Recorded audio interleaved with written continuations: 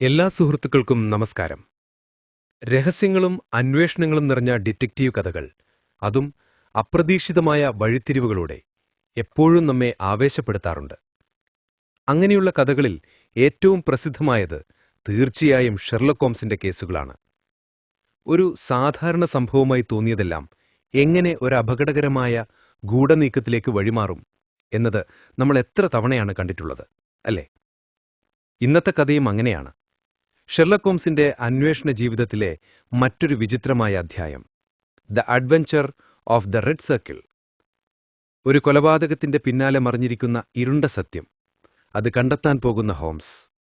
വരൂ, നമുക്ക് ഒരുമിച്ച് കടക്കാം ആ രഹസ്യത്തിന്റെ ലോകത്തേക്ക്.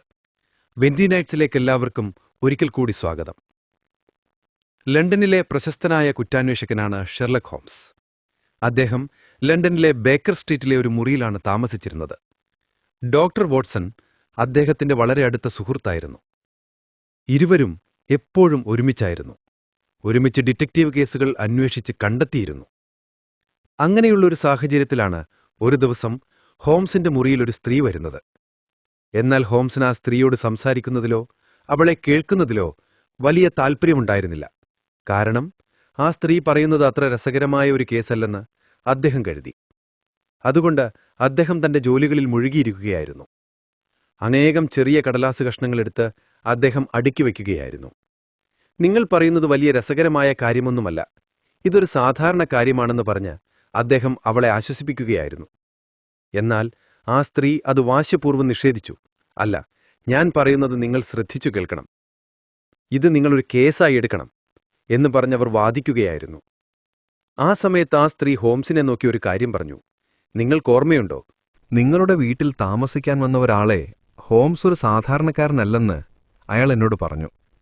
പൂർണ്ണമായ ഇരുട്ടിൽ പോലും പ്രകാശത്തെ എങ്ങനെ കാണണമെന്ന് ഹോംസിൽ നിന്ന് പഠിക്കണമെന്നും. ആ സ്ത്രീ ഇങ്ങനെ സംസാരിക്കുന്നത് കേട്ടപ്പോൾ ഹോംസ് തിരിഞ്ഞു നോക്കി. സാധാരണയായി ഹോംസിന് പ്രശംസ ഇഷ്ടമാണ്. കൂടാതെ ആരെങ്കിലും സ്നേഹത്തോടെ സംസാരിക്കുമ്പോൾ അയാൾ സ്വയം മറന്നുപോകും. ഈ രണ്ട് കാരണങ്ങൾ കൊണ്ടും ആ സ്ത്രീ ഒരു ആയുധം പോലെ ഹോംസിനെ സമീപിച്ചു. ഹോംസ് കസേരയുടെ അരികിലേക്ക് വന്ന് ആ സ്ത്രീയോട് ചോദിച്ചു, നിങ്ങൾ പറഞ്ഞതുപോലെ നിങ്ങളുടെ വീട്ടിലൊരു വാടകയ്ക്കാരൻ വന്നിട്ടുണ്ട്. അയാൾ 10 ദിവസമായി മുറിയിൽ നിന്ന് പുറത്തിറങ്ങിയിട്ടില്ല. ഇതല്ലേ നിങ്ങളുടെ പ്രശ്നം? അതിനാ സ്ത്രീ മറുപടി പറഞ്ഞു, അയാൾ പുറത്തിറങ്ങാത്തത് മാത്രമല്ല പ്രശ്നം, അയാളുടെ കാൽപ്പെരുമാറ്റം എപ്പോഴും കേൾക്കാം. എന്റെ വീടിന്റെ മുകളിൽ രാവിലെയും വൈകുന്നേരവും രാത്രിയിലും അയാൾ നടക്കുന്നത് എന്നെ ഭയപ്പെടുത്തുന്നു. എനിക്ക് മാത്രമല്ല, എന്റെ ഭർത്താവിനും അങ്ങനെയാണ് തോന്നുന്നത്. ഞങ്ങൾ രണ്ടുപേരും ഭയന്നുപോയിരിക്കുകയാണ്. അതുകൊണ്ടാണ് ഞാൻ ഈ കേസ് നിങ്ങളുടെ അടുത്ത് കൊണ്ടുവരുന്നത്. ഇത് കേട്ട ഹോംസ് പറഞ്ഞു, ഇതൊരു വലിയ തെറ്റായ കാര്യമല്ല. ഞാൻ പോലും 2 ആഴ്ചയോളം മുറിയിൽ നിന്ന് പുറത്തിറങ്ങാതിരിക്കാറുണ്ട്. ഇതത്ര വലിയ കാര്യമാണെന്ന് പറയാൻ കഴിയില്ല. എന്തായാലും ഒരു ചെറിയ കാര്യം പോലും വിട്ടുപോകാതെ തുടക്കം മുതൽ എന്താണ് സംഭവിച്ചതെന്ന് പൂർണ്ണമായി പറയൂ. ഹോംസ് ഇങ്ങനെ പറഞ്ഞപ്പോൾ ആ സ്ത്രീ പറയാൻ തുടങ്ങി, എന്റെ വീട്ടിൽ വാടകയ്ക്ക് ആളുകളെ ആവശ്യമുണ്ടെന്ന് ഞാനൊരു ബോർഡ് വച്ചിരുന്നു. അതേസമയം എന്നെ കാണാൻ ഒരാൾ വന്നു. ഞാൻ പറഞ്ഞതിലും വളരെ കൂടുതൽ വാടക നൽകാമെന്ന് അയാൾ പറഞ്ഞു. ഞങ്ങൾ സാമ്പത്തികമായി ബുദ്ധിമുട്ടിലായിരുന്നതിനാൽ സമ്മതിച്ചു. കൂടുതൽ പണം നൽകാമെന്ന് പറഞ്ഞ അയാൾ ചില നിബന്ധനകളും മുന്നോട്ടുവച്ചു. എല്ലായ്പ്പോഴും ഒരു താക്കോൽ തന്റെ കൈവശം ഉണ്ടായിരിക്കണമെന്നും തന്നെ ഒരു കാരണവശാലും ശല്യപ്പെടുത്തരുതെന്നും പറഞ്ഞു. അങ്ങനെ എന്തെങ്കിലും ശല്യപ്പെടുത്തിയാൻ താൻ ഉടൻ തന്നെ വീട് ഒഴിഞ്ഞുപോകുമെന്നും അയാൾ പറഞ്ഞു. ഇതിനെല്ലാം സമ്മതിച്ചാണ് ഞങ്ങൾ അയാളെ അവിടെ താമസിക്കാൻ അനുവദിച്ചത്. അന്ന് അയാളെ കണ്ടു. അതിനുശേഷം രാത്രിയിൽ അയാൾ പുറത്തുപോയി വന്നു. പുറത്തുപോയി വന്നതിനുശേഷം ഈ 10 ദിവസമായി ആ മുറിയിൽ നിന്ന് പുറത്തിറങ്ങിയിട്ടില്ലെന്ന് കേട്ടപ്പോൾ ഹോംസിനൊരു സംശയം തോന്നി. അന്ന് രാത്രി കണ്ടതിനുശേഷം അയാൾ തിരികെ വരുമ്പോൾ നിങ്ങൾ കണ്ടില്ലേ എന്ന് ഹോംസ് ചോദിച്ചു. അതിനാ സ്ത്രീ മറുപടി പറഞ്ഞു, അയാൾ തിരികെ വന്നപ്പോൾ അർദ്ധരാത്രിയായിരുന്നു. അയാൾ കോണിപ്പടികൾ കയറിപ്പോകുന്ന ശബ്ദം മാത്രമാണ് ഞാൻ കേട്ടത്. ഞാൻ അയാളെ അപ്പോൾ നേരിൽ കണ്ടിട്ടില്ല. അതിനുശേഷമാണ് 10 ദിവസമായി പുറത്തിറങ്ങാതെ അകത്ത് തന്നെ. ഇത് കേട്ട ഹോംസ്, ശരി, അപ്പോൾ അയാൾക്ക് ഭക്ഷണം എങ്ങനെയാണ് എന്ന് ചോദിച്ചു. അതിനാ സ്ത്രീ വിശദീകരിച്ചു, അയാൾക്ക് ഭക്ഷണം വേണമെങ്കിൽ മുറിയിലുള്ള ഒരു ബെല്ലടിക്കും. അയാൾ ബെല്ലടിച്ചയുടൻ ഞാൻ ഭക്ഷണം കൊണ്ടുപോയി അയാളുടെ മുറിയുടെ എതിർവശത്തുള്ള ഒരു കസേരയിൽ വെച്ചിട്ട് വരും. അതോടൊപ്പം ഒരു പത്രം കൂടി വയ്ക്കും. അങ്ങനെ വെച്ചിട്ട് ഞാൻ താഴെ ഇറങ്ങിയതിനു ശേഷം അയാൾ ഭക്ഷണം കഴിച്ചിട്ട് പാത്രം പുറത്തുവെച്ച് വീണ്ടും ബെല്ലടിക്കും. ഞാൻ പോയി പാത്രം എടുത്തുകൊണ്ടുവരും. ഞാനും എന്റെ ഭർത്താവും മകളും മാറി മാറി ഇത് കൊണ്ടുപോയിട്ടുണ്ട്. ഒരു തവണ പോലും ഞാൻ അയാളുടെ മുഖം തിരിഞ്ഞു നോക്കിയിട്ടില്ലെന്ന് അവർ വിശദീകരിച്ചു. ഇത് കേട്ട ഹോംസ് ചിന്തിച്ചുകൊണ്ട് ചോദിച്ചോ, അങ്ങനെയാണോ? നിങ്ങൾ എന്ത് പത്രമാണ് കൊണ്ടുപോയി വയ്ക്കാറ്? അതിനാ സ്ത്രീ മറുപടി പറഞ്ഞു, ദിനകസ്റ്റ് എന്ന പത്രം മാത്രമാണ് അയാൾ വായിക്കാറ്. ഓർമ്മ വരുന്ന മറ്റെന്തെങ്കിലും കാര്യങ്ങളുണ്ടെങ്കിൽ വിശദീകരിക്കാമോ എന്ന് ഹോംസ് ചോദിച്ചപ്പോൾ ആ സ്ത്രീ ആലോചിച്ചു പറഞ്ഞു, ഒരു കാര്യം കൂടിയുണ്ട്. അയാൾക്ക് എന്തെങ്കിലും വേണമെങ്കിൽ എഴുതിത്തരില്ല, ആവശ്യമുള്ളത് പ്രിന്റ് ചെയ്തു തരും. ഉദാഹരണത്തിന് സോപ്പ് വേണമെങ്കിൽ സോപ്പ് എന്നു മാത്രം പ്രിന്റ് ചെയ്ത് ആ പേപ്പർ പുറത്തുവയ്ക്കും. അതുപോലെ തീപ്പെട്ടി വേണമെങ്കിൽ പ്രിന്റ് ചെയ്ത് പുറത്തുവയ്ക്കും. ആ പേപ്പറുകളും അവർ കൊണ്ടുവന്നിരുന്നു. അത് വാങ്ങി നോക്കിയ ഹോംസ് അത്ഭുതപ്പെട്ടു. അതിൽ പറഞ്ഞതുപോലെ വലിയ വാക്യങ്ങളൊന്നും ഉണ്ടായിരുന്നില്ല. ഒരൊറ്റ വാക്ക് അത് എഴുതിക്കൊടുത്താൽ മതിയായിരുന്നു. പക്ഷേ അത് എഴുതാതെ പ്രിന്റ് ചെയ്ത് നൽകേണ്ടതിന്റെ ആവശ്യകത എന്താണ്? ഇത് വിചിത്രമായി തോന്നുന്നു എന്ന് ചിന്തിച്ചുകൊണ്ട് അയാൾ അത് വാങ്ങിവെച്ചു. അതിനുശേഷം മറ്റെന്തെങ്കിലും കാര്യങ്ങളുണ്ടെങ്കിൽ പറയുക. മറ്റ് തെളിവുകളുണ്ടോ? നിങ്ങൾ അയാളുടെ മുറി വൃത്തിയാക്കാൻ പോവാറില്ലേ എന്ന് ഹോംസ് ചോദിച്ചു. അതിനാ സ്ത്രീ, അയാളുടെ മുറി അയാൾ സ്വയം വൃത്തിയാക്കും. അങ്ങനെ വൃത്തിയാക്കുമ്പോൾ മുറിക്ക് പുറത്തുണ്ടായിരുന്ന ചില സാധനങ്ങൾ ഞാൻ കൊണ്ടുവന്നിട്ടുണ്ട് എന്ന് പറഞ്ഞു. അങ്ങനെ 2 തീപ്പെട്ടിക്കോലും ഒരു സിഗരറ്റും എടുത്ത് മേശപ്പുറത്ത് വെച്ചു. ആ തീപ്പെട്ടിക്കോലുകൾ എടുത്തു നോക്കിയ ഹോംസ്, ഈ തീപ്പെട്ടിക്കോൽ വളരെ കുറഞ്ഞ അളവിൽ മാത്രമേ കത്തിയിട്ടുള്ളൂ. അതിനാൽ തീർച്ചയായും ഇത് സിഗരറ്റ് കത്തിക്കാൻ ഉപയോഗിച്ചിരിക്കണം. വെറുതെ ഒരു രസത്തിനു വേണ്ടിയായിരിക്കണം ഈ സിഗരറ്റ് വലിച്ചിരിക്കുന്നത്. ആ സിഗരറ്റ് പോലും വിചിത്രമായാണല്ലോ വലിച്ചിരിക്കുന്നത്. ഇത് മുതിർന്ന പുരുഷന്മാർ വലിച്ച സിഗരറ്റ് പോലെ തോന്നുന്നില്ലല്ലോ. കാരണം നിങ്ങൾ കണ്ട വ്യക്തി എങ്ങനെയായിരുന്നു എന്ന് പറഞ്ഞാൽ എനിക്കിത് കുറച്ചുകൂടി ഊഹിക്കാൻ കഴിയും എന്ന് പറഞ്ഞു. അങ്ങനെ ഹോംസ് ആ സ്ത്രീയോട് ആ വ്യക്തി എങ്ങനെയായിരുന്നു എന്ന് ചോദിക്കുന്നു. ആ സ്ത്രീ മറുപടി പറഞ്ഞു, വന്ന ആൾക്ക് മീശയും താടിയും ഉണ്ടായിരുന്നു. 30 വയസ്സിൽ താഴെ പ്രായമുള്ള വളരെ ചെറുപ്പക്കാരനായിരുന്നു. നന്നായി ഇംഗ്ലീഷ് സംസാരിക്കുന്ന ഒരാളായിരുന്നു. അവരിത് പറഞ്ഞപ്പോൾ ഹോംസ് സിഗരറ്റ് കൂടുതൽ പരിശോധിച്ചു. ഈ സിഗരറ്റ് വലിക്കുന്നയാൾക്ക് തീർച്ചയായും താടിയോ മീശയോ ഉണ്ടാകാൻ സാധ്യതയില്ല. കാരണം ഇത് പൂർണ്ണമായി വലിച്ചിട്ടുണ്ട്. അങ്ങനെ വലിക്കുമ്പോൾ മീശയോ താടിയോ തീയിൽ തട്ടാൻ സാധ്യതയുണ്ട്. അതിനാൽ മുകളിലുള്ളത് തീർച്ചയായും താടിയുള്ള ആളായിരിക്കാൻ സാധ്യതയില്ല. ഹോംസ് ഇത് പറഞ്ഞപ്പോൾ ആ സ്ത്രീ, അല്ല, ഞാൻ ഉറപ്പിച്ചു പറയുന്നു, അയാൾ തന്നെയാണ് മുകളിലുള്ളത് എന്ന് പറഞ്ഞു. ശരി, മുകളിൽ 2 പേരുണ്ടാകാൻ സാധ്യതയുണ്ടോ എന്ന് ഹോംസ് ചോദിച്ചു. അതിനാ സ്ത്രീ, ഒട്ടും സാധ്യതയില്ല. മുകളിലുള്ളയാൾ കഴിക്കുന്ന ഭക്ഷണം വളരെ കുറവാണ്. അത് 2 പേർക്ക് കഴിക്കാൻ കഴിയില്ല. ഒരാൾക്ക് പോലും അത് കുറവാണെന്ന് ഞാൻ പറയും എന്ന് വിശദീകരിച്ചു. ഇത് കേട്ട ഹോംസിന് സംശയം വർദ്ധിച്ചു. അങ്ങനെയാണെങ്കിൽ ഇതിലെന്തോ ഒരു കാര്യമുണ്ടെന്ന് ഹോംസ് പറഞ്ഞു. ഈ വിവരങ്ങൾ എനിക്ക് പോരാ, എനിക്ക് കൂടുതൽ അറിയണം. അപ്പോൾ മാത്രമേ ഈ കേസിൽ എനിക്ക് പൂർണ്ണമായി ഇടപെടാൻ കഴിയൂ. അതിലുപരി മറ്റെന്തെങ്കിലും പ്രശ്നമുണ്ടെങ്കിൽ തീർച്ചയായും എന്നോട് വന്ന് പറയൂ, ഞാൻ ഇതിനെക്കുറിച്ച് അന്വേഷിക്കാം എന്ന് പറഞ്ഞ് ആ സ്ത്രീയെ ഹോംസ് പറഞ്ഞയച്ചു. ആ സ്ത്രീ പോയതിനുശേഷം ഹോംസ് വാട്സന്റെ അടുത്തേക്ക് വന്നു. ഇപ്പോൾ ഇവിടെ ഒരു പ്രശ്നമുണ്ട്. ഇതൽപ്പം വിചിത്രമാണ് വാട്സൺ എന്ന് ഹോംസ് പറഞ്ഞപ്പോൾ വാട്സൺ ചോദിച്ചു, ഇതിലെന്തുണ്ട്? എന്താണിതിൽ വിചിത്രമായിട്ടുള്ളത് എന്ന് വാട്സൺ ചോദിച്ചു. അപ്പോഴാണ് ഹോംസ് വിശദീകരിക്കുന്നത്, ഈ സിഗരറ്റ് മാത്രമല്ല വിചിത്രമായിട്ടുള്ളത്, അതിലുപരി ഇതാ ഈ കടലാസ് കഷണങ്ങൾ എന്ന് പറഞ്ഞ് അയാൾ പ്രിന്റ് ചെയ്ത കടലാസ് കഷണങ്ങൾ കാണിച്ചു. അതിലെ അക്ഷരങ്ങളെല്ലാം ഇംഗ്ലീഷിലാണ് എഴുതിയിരിക്കുന്നത്. ആ വാക്കിലെ ചെറിയ തെറ്റുകൾ ഹോംസിന്റെ ശ്രദ്ധയിൽപ്പെട്ടു. അപ്പോൾ ഇവർക്ക് ഇംഗ്ലീഷ് അത്ര കാര്യമായി അറിയില്ല എന്ന് തോന്നുന്നു. എന്നാൽ ആ സ്ത്രീ ആദ്യം സംസാരിച്ച വാടകക്കാരൻ നന്നായി ഇംഗ്ലീഷ് സംസാരിക്കുമെന്ന് പറഞ്ഞു. അതിനാൽ മുകളിൽ താമസിക്കുന്നയാൾ ആ സ്ത്രീ ആദ്യം കണ്ട ആളായിരിക്കാൻ സാധ്യതയില്ല. അന്ന് പുറത്തുപോയി തിരികെ വന്നപ്പോൾ മറ്റൊരാളായിരിക്കണം വന്നിട്ടുള്ളത്. അയാളിപ്പോൾ മുകളിലുണ്ടായിരിക്കണം. ഇത് നമ്മൾ എങ്ങനെയെങ്കിലും കണ്ടുപിടിക്കണം എന്ന് വാട്സനോട് പറഞ്ഞു. അതിലുപരി നമ്മൾ വിട്ടുപോയ കാര്യങ്ങൾ എന്താണെന്ന് ചിന്തിക്കാൻ വാട്സനോട് ഹോംസ് ആവശ്യപ്പെട്ടു. അപ്പോൾ വാട്സൺ പത്രത്തെക്കുറിച്ച് പറഞ്ഞു. ദിനകസ്റ്റ് എന്ന പത്രം ദിവസവും വായിക്കുന്നതിനെക്കുറിച്ച് അവർ പറഞ്ഞില്ലേ? അതിനെക്കുറിച്ച് നമ്മൾ ചിന്തിക്കണം. ഈ മനുഷ്യൻ ഒറ്റയ്ക്കാണ് താമസിക്കുന്നത്. പുറത്താരുമായും ബന്ധമില്ലാതെയാണ് അയാൾ ജീവിക്കുന്നതെങ്കിൽ അയാൾക്ക് വാർത്താവിനിമയം എങ്ങനെയാണ് നടക്കുന്നത്? പുറത്തുനിന്ന് ആരുമായെങ്കിലും ബന്ധപ്പെടണമെങ്കിൽ അതെങ്ങനെയുണ്ടാകും? ഈ മനുഷ്യന് ടെലഫോണോ ടെലിഗ്രാമോ വന്നിട്ടില്ലെന്ന് ആ സ്ത്രീ പറഞ്ഞില്ലേ എന്ന് വാട്സണിനോട് ചോദിച്ചപ്പോൾ അയാൾ അതേയെന്ന് മറുപടി പറഞ്ഞു. അപ്പോൾ ഈ പത്രം മാത്രമാണ് ഏക വഴി. ഈ പത്രത്തിൽ ഈ മനുഷ്യനുമായി ബന്ധപ്പെട്ട എന്തെങ്കിലും വിവരങ്ങൾ വന്നിട്ടുണ്ടോ എന്ന് പരിശോധിച്ചു നോക്കാമെന്ന് പറഞ്ഞ് അവർ പത്രം എടുത്തു നോക്കി. വാടകക്കാരൻ വന്ന് 2 ആഴ്ച കഴിഞ്ഞപ്പോൾ ആ പത്രത്തിലൊരു വാർത്ത വന്നിരുന്നു. എന്റെ ഹൃദയം ഉരുകുന്നു എന്ന് പറഞ്ഞ് ഒരു വാർത്ത വന്നിരുന്നു. ആ ചെറിയ സന്ദേശത്തിന് താഴെ ജിൻ എന്നെഴുതിയിരുന്നു. ഇത് കണ്ടയുടനെ ഹോംസ് പറഞ്ഞു, തീർച്ചയായും ഈ വാർത്ത ആ മുറിയിലുള്ള വ്യക്തിക്കുള്ളതാണ്. ഇതേപോലെ മറ്റെന്തെങ്കിലും വാർത്തകൾ വന്നിട്ടുണ്ടോ എന്ന് പരിശോധിക്കാൻ ഹോംസ് പത്രങ്ങൾ എടുത്തു നോക്കി. 3 ദിവസങ്ങൾക്ക് ശേഷം വന്ന പത്രത്തിൽ അതേപോലെ ജി എന്നയാൾ ഒരു ചെറിയ സന്ദേശം നൽകിയിരുന്നു. അതെന്താണെന്ന് വെച്ചാൽ, 3 ദിവസങ്ങൾക്ക് ശേഷം വിജയകരമായി ഒരുക്കങ്ങൾ ചെയ്തുകൊണ്ടിരിക്കുന്നു. ക്ഷമ, വിവേകം, മേഘങ്ങൾ നീങ്ങും എന്നായിരുന്നു ആ സന്ദേശം. അതിനുശേഷം അവർ തുടർന്നു നോക്കി. ഒരാഴ്ചയായി മറ്റു വാർത്തകളൊന്നുമില്ല. ഒരാഴ്ചയ്ക്ക് ശേഷം വന്ന ഒരു പത്രത്തിൽ ഒരു പരസ്യം വന്നിരുന്നു. അതും ജി എന്നയാൾ തന്നെയാണ് എഴുതിയിരുന്നത്.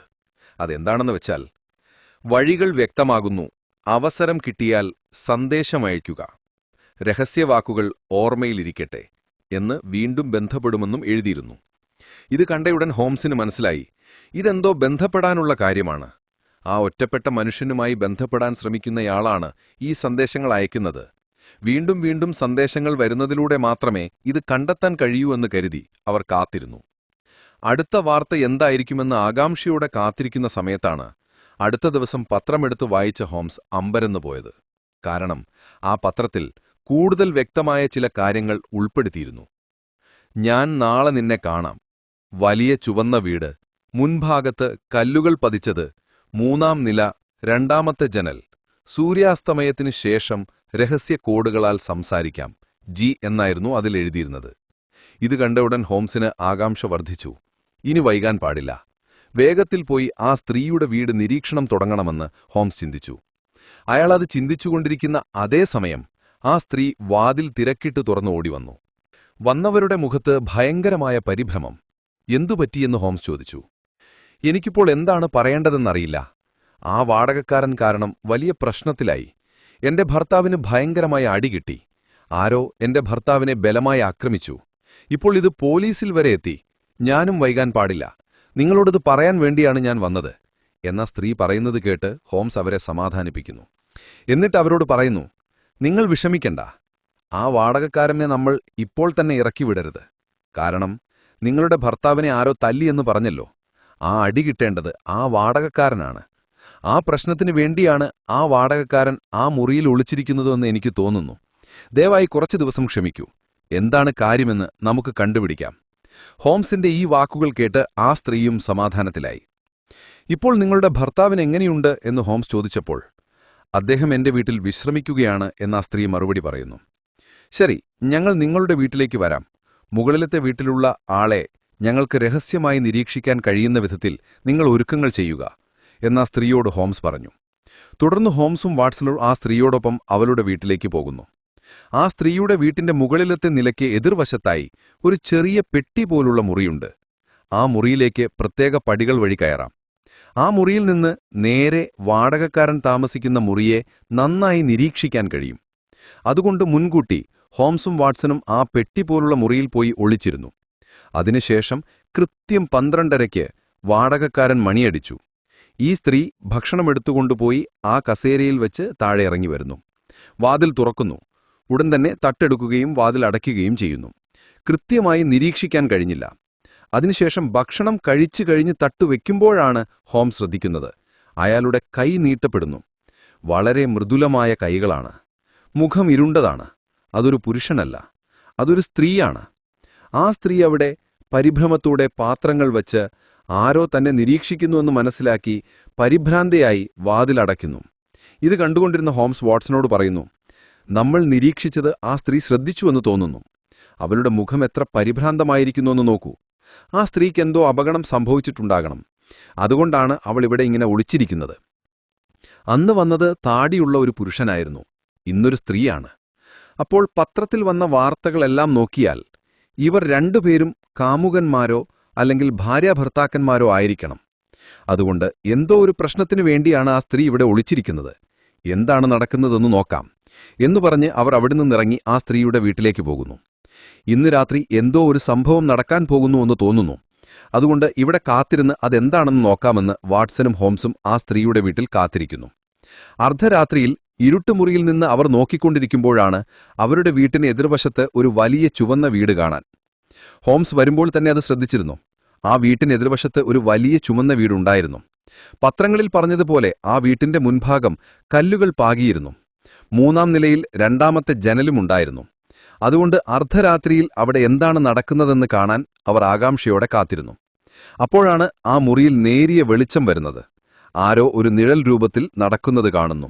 അവർ ശ്രദ്ധയോടെ നോക്കിക്കൊണ്ടിരിക്കുന്നു. ഒരു മെഴുകുതിരിയുമായി ഒരാൾ ജനലിന്റെ അടുത്തുവന്ന് നിൽക്കുന്നു. വന്നയാൾ രഹസ്യമായി എന്തോ കോഡുകൾ കാണിച്ചു. അവൻ കാണിച്ച കോഡ് ഇംഗ്ലീഷ് അക്ഷരങ്ങളുടെ സംഖ്യകളെ പ്രതിഫലിപ്പിക്കുന്നത് പോലെയായിരുന്നു. ഇപ്പോ എ എന്നാൽ 1, ബി എന്നാൽ 2 എന്ന് നമ്മൾ പറയുമല്ലേ, അതുപോലെ ഇംഗ്ലീഷ് അക്ഷരങ്ങളുടെ സംഖ്യകൾ വെച്ച് എന്തോ ഒരു വാക്ക് പറയാൻ അവൻ ശ്രമിച്ചു. ആ വാക്ക് ഹോംസ് കുറിച്ചുവെച്ചു. അവസാനം ആ വാക്ക് എന്തിനെയാണ് സൂചിപ്പിക്കുന്നതെന്ന് ഗവേഷണത്തിന് നടത്തി നോക്കി. അത് തീർച്ചയായും ഒരു ഇംഗ്ലീഷ് വാക്കല്ലായിരുന്നു. അതൊരു ഇറ്റാലിയൻ വാക്കാണ്. ഈ ഇറ്റാലിയൻ വാക്കിന് എന്താണ് അർത്ഥമെന്നും അദ്ദേഹം ശ്രദ്ധയോടെ തന്റെ പുസ്തകത്തിൽ തിരഞ്ഞു നോക്കി. ആ വാക്കിന് മുന്നറിയിപ്പ്, ശ്രദ്ധ എന്നൊക്കെയാണ് അർത്ഥം. അതുപോലെ ശ്രദ്ധ ശ്രദ്ധ ശ്രദ്ധ എന്ന് 3 തവണ അതേപോലെ ഇംഗ്ലീഷ് അക്ഷരങ്ങളുടെ സംഖ്യകൾ വച്ച് രഹസ്യമായി കോഡുകൾ കാണിച്ചുകൊണ്ടിരിക്കുകയാണ് ആ ജനലിൽ നിന്നുള്ള മനുഷ്യൻ.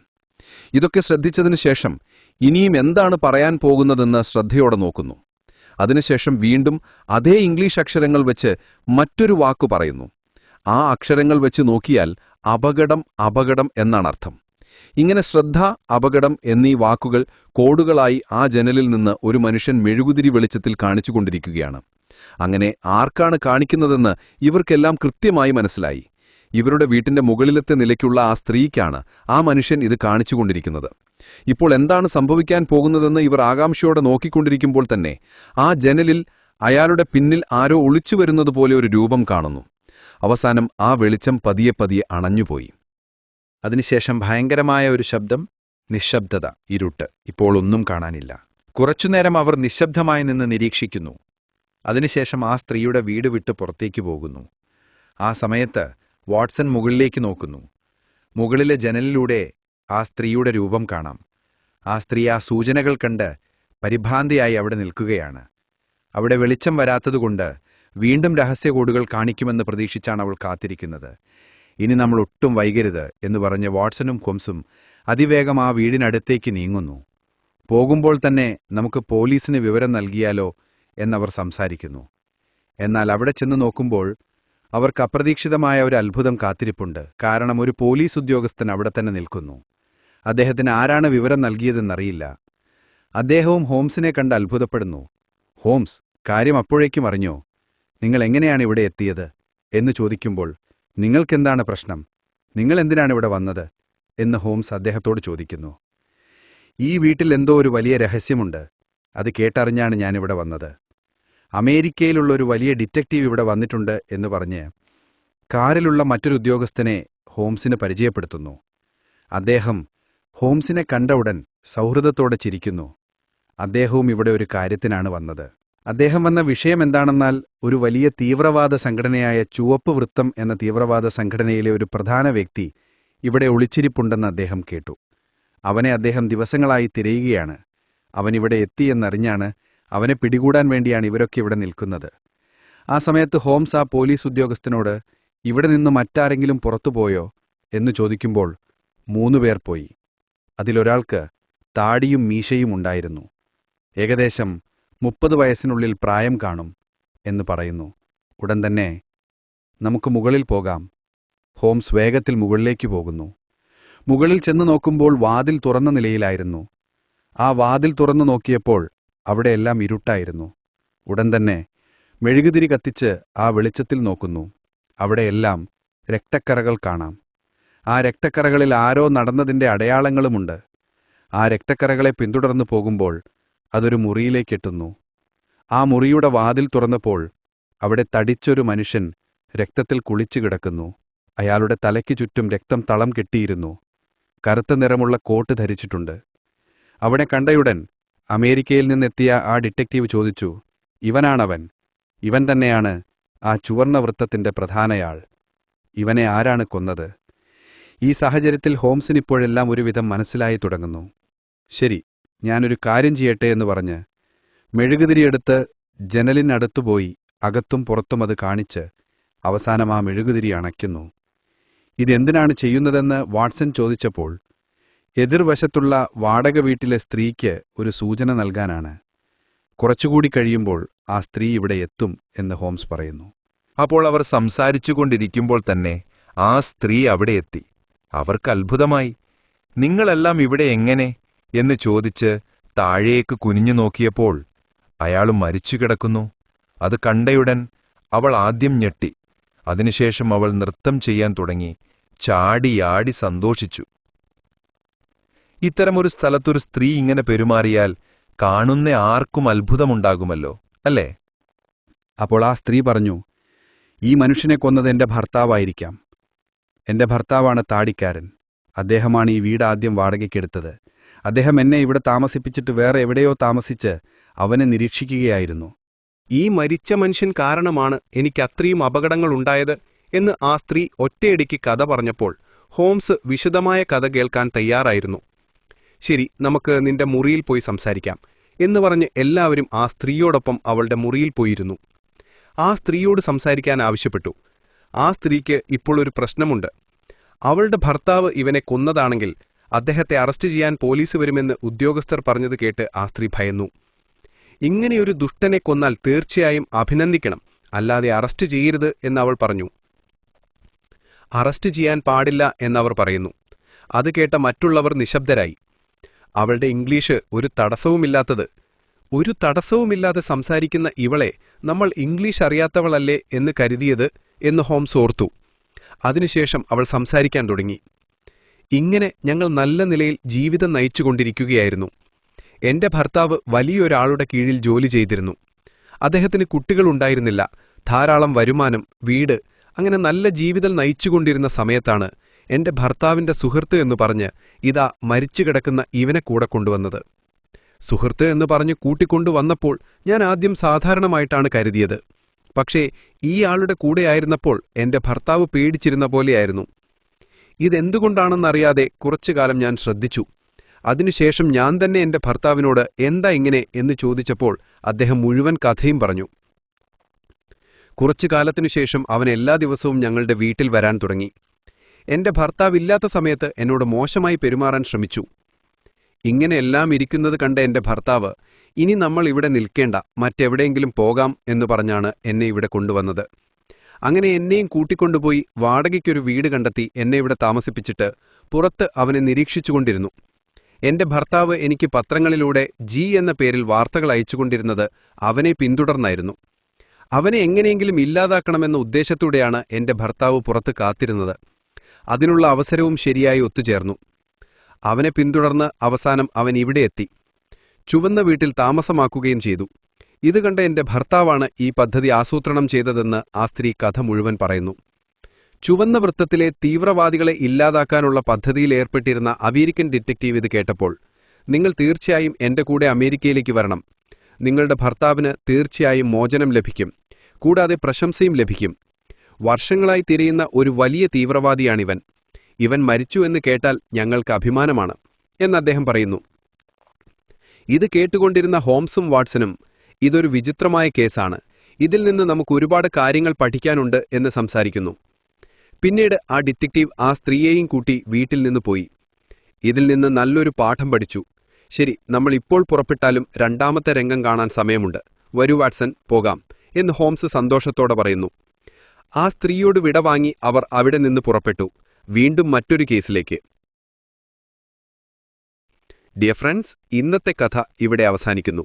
ഈ കഥ നിങ്ങൾക്ക് ഇഷ്ടമായെന്ന് കരുതുന്നു. നിങ്ങളുടെ അഭിപ്രായങ്ങളും നിർദ്ദേശങ്ങളും കമന്റ് ബോക്സിൽ രേഖപ്പെടുത്തണേ. ഇതുപോലുള്ള കൂടുതൽ കഥകൾ കേൾക്കുന്നതിനായി ചാനൽ ഒന്ന് സബ്സ്ക്രൈബ് ചെയ്യണേ. അടുത്ത കഥയുമായി വീണ്ടും കാണാം. അതുവരെ നന്ദി.